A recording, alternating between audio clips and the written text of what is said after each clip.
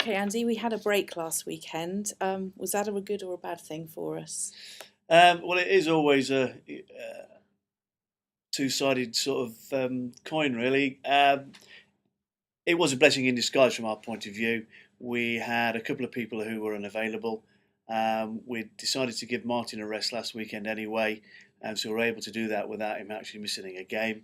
And then we had quite a few walking wounded, so we had a team, but it wouldn't have been the strongest team. And so it means that hopefully when the rearranged fixture comes round, we won't have the same issues that we had this time. But who knows? They could all be injured next time round, and it could be even worse. But in the immediate moments, yeah, a blessing in disguise, giving people a chance to have a rest and ready to go this weekend. Okay, so there's a piece of news that you want to talk to us about. Yeah, I suppose I have to announce to those that listen to Blues TV, particularly, that we have unfortunately lost Jack Avery. Jack has decided that his form and his enjoyment of rugby has dropped through the season, and has asked that he no longer be part of the squad. And that's a huge disappointment to me. I've known Jack now for 3 or 4 years and started working with Jack when he came to us straight out of school, but was still eligible to play in the Colts, and was the Colts captain that year, and was the captain the day that the Colts managed to go up to Northampton and win the National Colts Cup. So obviously my memory in that respect is one of Jack sort of being held aloft by the rest of the players, many of them who now play in the first team. But he's not been enjoying his rugby this season. I'm sure that sits for a lot of the players. And he announced to me a few weeks ago that was something he wanted us to take into account, and that he was considering leaving. I've obviously spent the last 2 or 3 weeks speaking to him at length, trying to get him to obviously change his mind. Because as I said to him at the time, obviously we have lost a few players this season who have been at the club and decided that the results weren't in wasn't something that they were expecting, and they decided to either stop playing or move to other clubs. And when players do that, then fair enough. But obviously, when your captain decides that that's what he wants to do, that's a huge blow to the rest of the team. And when I say team, that's the extended team of players and management, and quite possibly the supporters, who will then start questioning, what's happening for the rest of the team. I did obviously ask Jack to make sure that it was just the results that were the thing. He obviously takes it very personally. Those that come to watch, can see that at the end of a game that he doesn't sort of keep things in.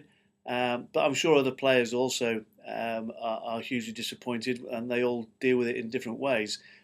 Jack's is very public sometimes.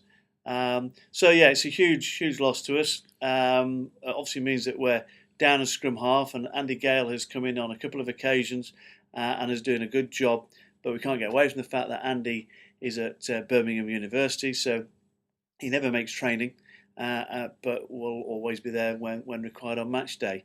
But it doesn't make it easy then when during training you're trying to run things without a scrum half. So that will be something we're looking for, not because we don't think Andy's good enough. We just need to make sure that we've got someone who can fill that spot. So I was really hoping that Jack might stay for a few more games until Christmas to allow us time to do that. But he's made his decision, and we have to run with that. So I'm obviously going to speak with Martin Freeman and ask Martin to captain the side for the rest of the season. He's done it in Jack's absence and has done really well. He's been one of the vice captains. Him and Liam were the vice captains at the beginning of the season. Obviously, Liam's picked up an injury and won't be with us until at least the beginning of February. And Martin's ever present and been top try scorer now, and obviously one of the senior players. Commands a great deal of respect from the rest of the players, and I'm sure he'll take on the job and do a pretty good job with it. Okay, well, we'll miss you, Jack, but we're sure Martin will do a great job for us. Okay, so Saturday we've got Canterbury at home, kick-off 3 o'clock. Have we got a team for that match? We have got a team, and having said that, last week it was a little bit shaky and ropey.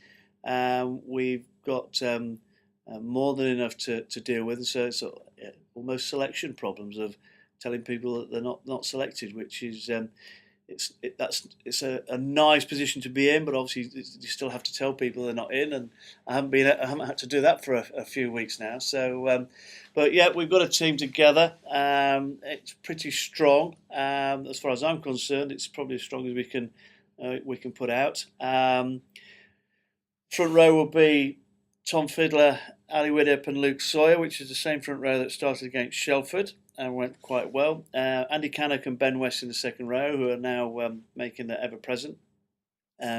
Greg Price, Paul Archer, and Claude Springer in the back row, which is exactly the same set of forwards that started against Shelford.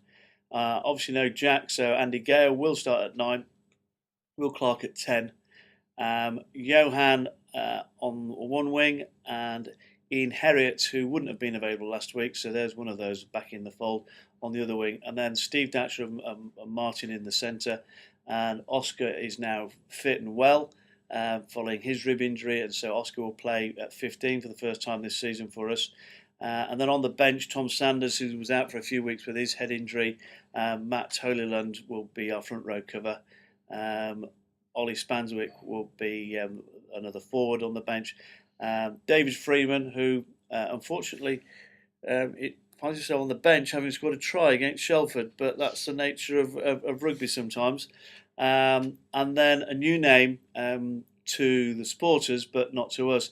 George Strang will be on the bench. George trained with us all the way through pre-season, but has been at Leeds University, which is clearly a huge hike.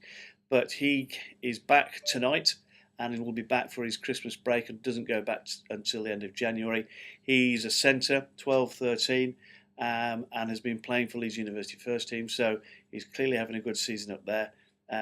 He's a local boy, went to Marlborough College as far as I know. So when he contacted me, I've drafted him straight into the squad, and at the moment he'll be on the bench unless something happens in training. And hopefully we can get him out and give him some good game time and see what he's been up to. Okay, so good luck for Saturday. Thank you.